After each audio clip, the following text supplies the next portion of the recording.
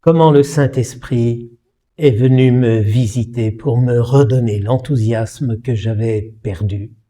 C'est le deuxième épisode dans le témoignage que je donne au cœur de ce parcours dynamiste dans lequel nous apprenons à mieux connaître le Saint-Esprit pour mieux en vivre. Hier, j'ai donc raconté comment j'ai été invité à participer à une retraite dans l'esprit du renouveau charismatique, moi qui n'aimais pas le renouveau charismatique, moi qui n'aimais pas les charismatiques.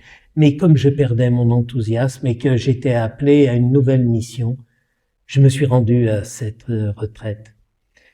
Cette retraite, elle avait donc lieu à Ars.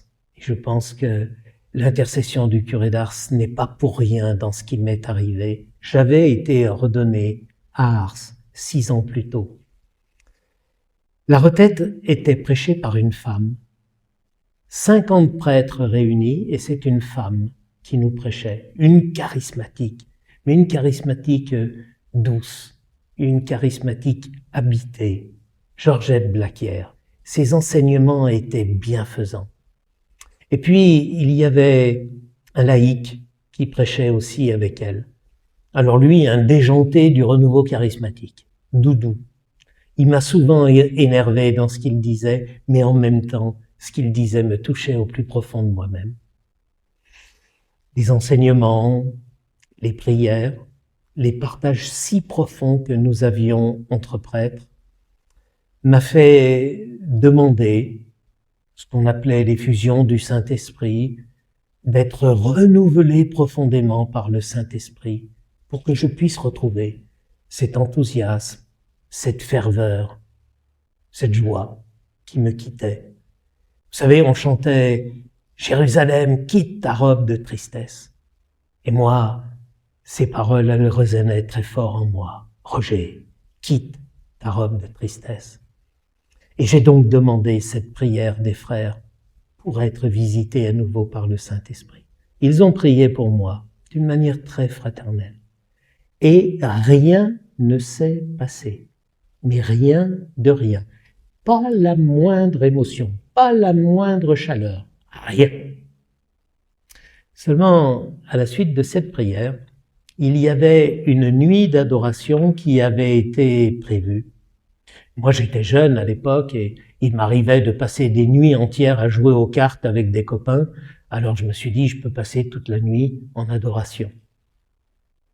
Et vers 3 heures du matin environ, les prêtres qui étaient encore présents, on s'est mis à partager la prière. Tous ceux qui avaient envie de prier, de partager leur prière le faisaient. Moi, j'étais pas bien habitué, donc j'ai commencé par écouter les autres. Puis après, j'ai voulu quand même parler.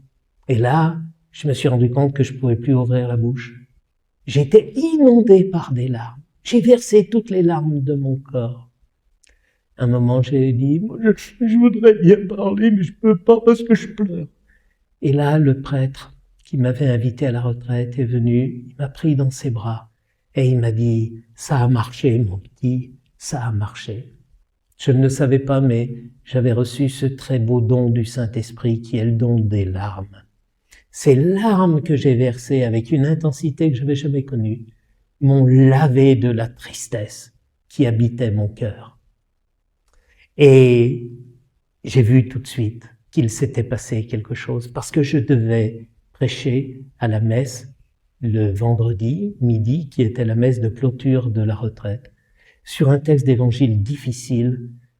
Jusque-là, je n'arrivais rien à dire.